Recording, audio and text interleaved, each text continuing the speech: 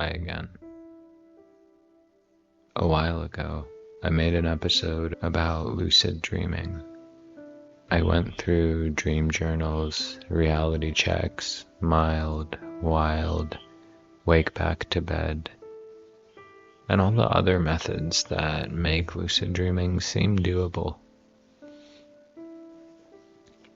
That first talk we had was mainly about how to become lucid. Today, though, I want to talk about what you actually do once it happens. Because becoming aware that you're dreaming is one thing. Staying aware, keeping the dream stable, and doing something potentially useful with the experience is a completely different thing. The first few times I became lucid, I did what I think most people would do. I got too excited, freaked out, and woke up. Eventually, I started staying calmer in the dreams, and then I tried to fly. Sometimes it worked.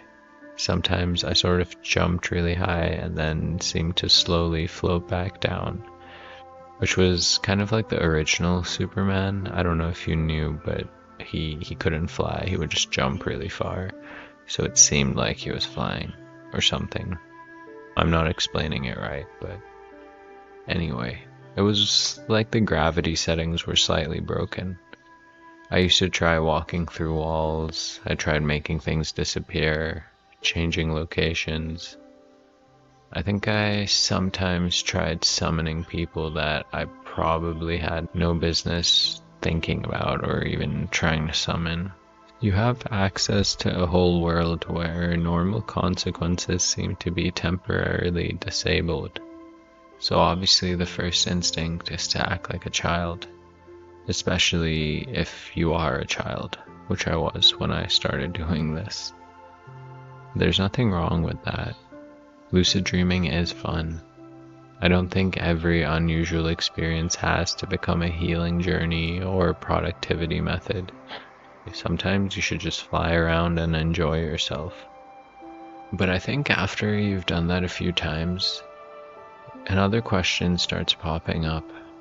What else can you do in there? That's when lucid dreaming becomes much more interesting to me.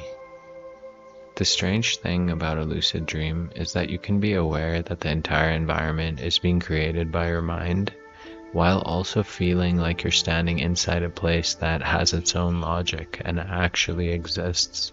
You might decide that a door will lead to a beach, open it, and find that you're in your old school cafeteria. You might try to make a person appear, and somebody completely different walks around the corner. You might ask the dream a serious question and get an answer that feels deeply meaningful. You might also ask the dream a serious question and have a unicorn in skinny jeans tell you that you need to buy more onions. I don't know, it was a weird time in my life. I was watching a lot of My Little Pony. Anyway, the subconscious mind is not always a wise old monk. Sometimes it's just plain weird. And I think that's really important to remember because people can become too eager to treat every dream like a coded message from beyond.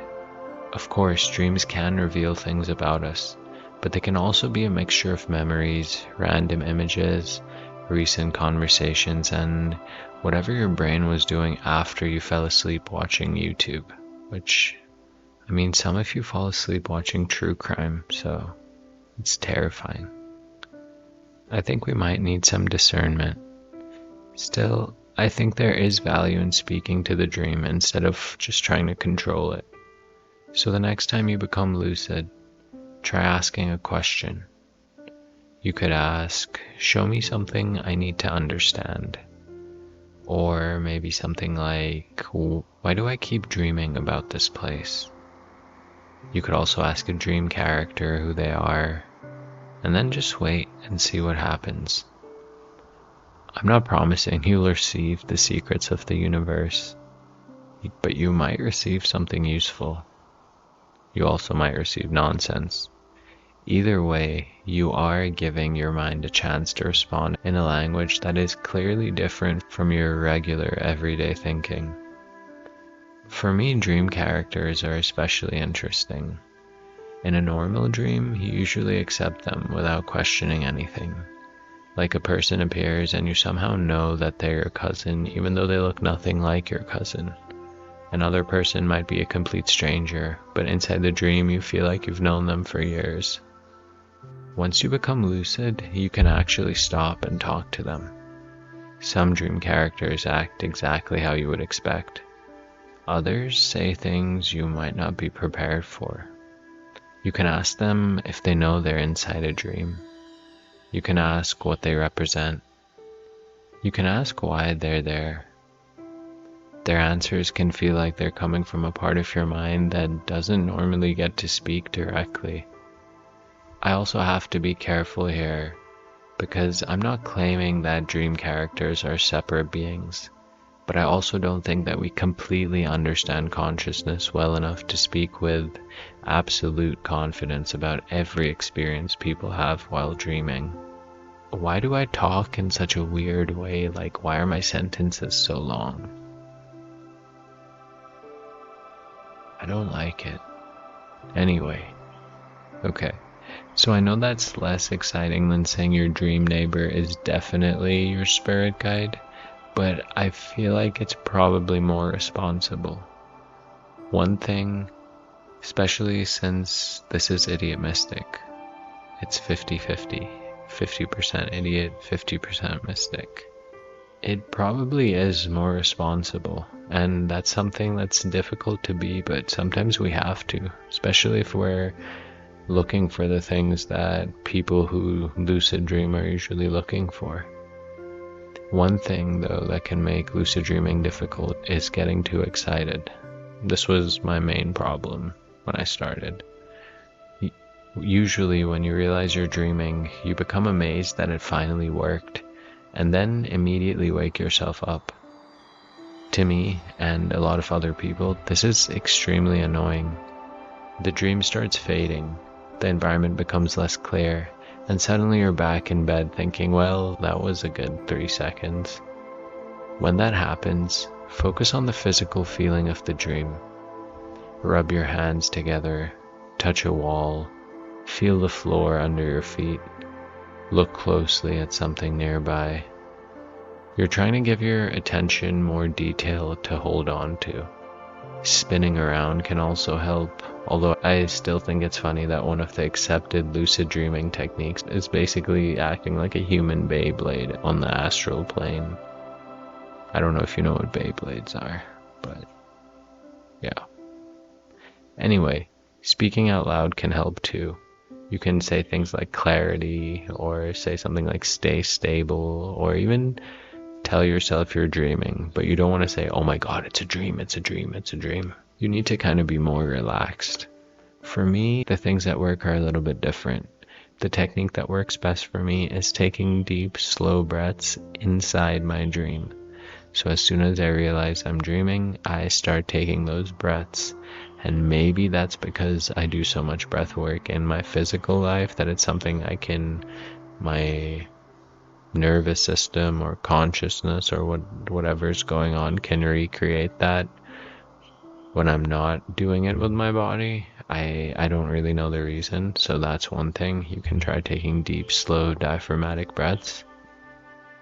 Another thing is repetition. So if you have a mantra, whatever religion you belong to, or a spiritual belief system, or even something you make up, just repetition and calm repetition seems to give you something to focus on and not get too hyped up about the dream.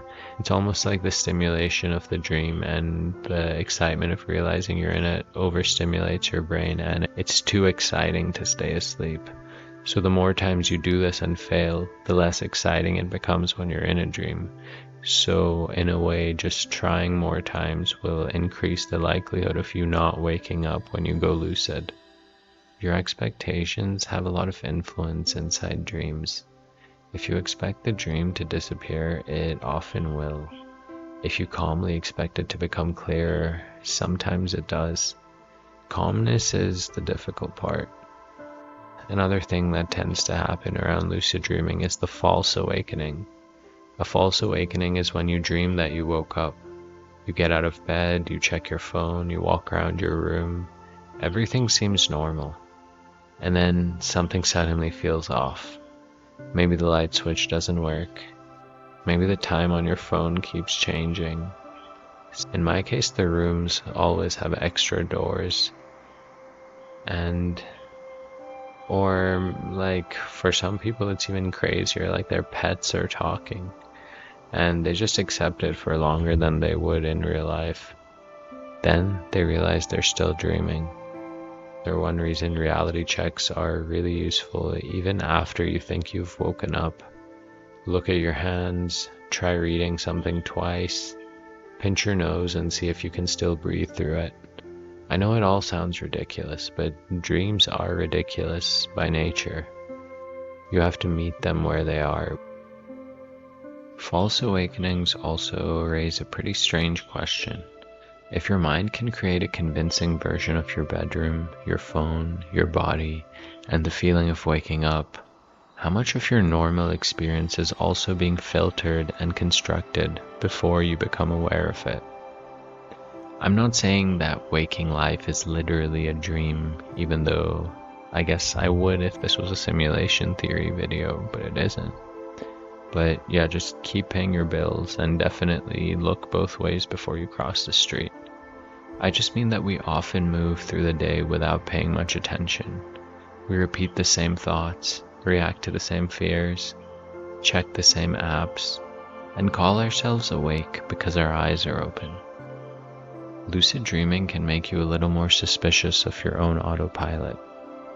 That's one of the reasons I connect it to meditation. When you're meditating, you start noticing thoughts while they're happening. You notice an emotion before it completely takes over. You notice that your attention has wandered, and for a moment, you return. I think lucid dreaming is similar. You notice the dream while it's happening. The dream doesn't immediately end. You simply become more aware while you're inside it. That skill is useful during the day too. You can be in the middle of an argument and realize you're repeating something you have said 100 times. It's the most embarrassing feeling. I don't know if I'm just talking about myself. You can be scrolling and suddenly notice that you don't want to be scrolling, which happened to me before I recorded this. And you can feel anxiety building and recognize it before your mind writes an entire catastrophic novel about it.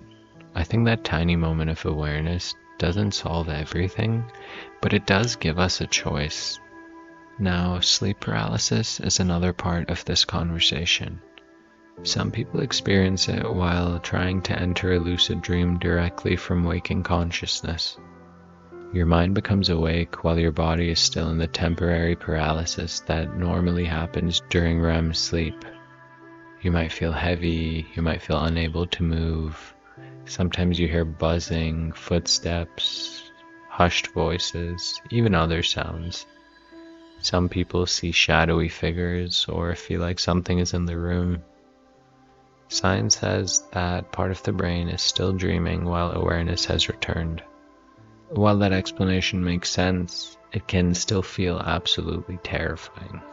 People across different cultures have described frightening beings during sleep paralysis for a very long time. I think that's pretty interesting. I don't think we need to dismiss the experience just because we can explain part of the biological mechanism. Knowing what is happening can make it less frightening, though. If you experience sleep paralysis, try to remember that your body is still asleep and the feeling will pass. For me, I focus on breathing. That's something you could try. Some people suggest to try moving a small part of the body, like a finger or toe. For me, that always just freaks me out more, but I'm just sharing.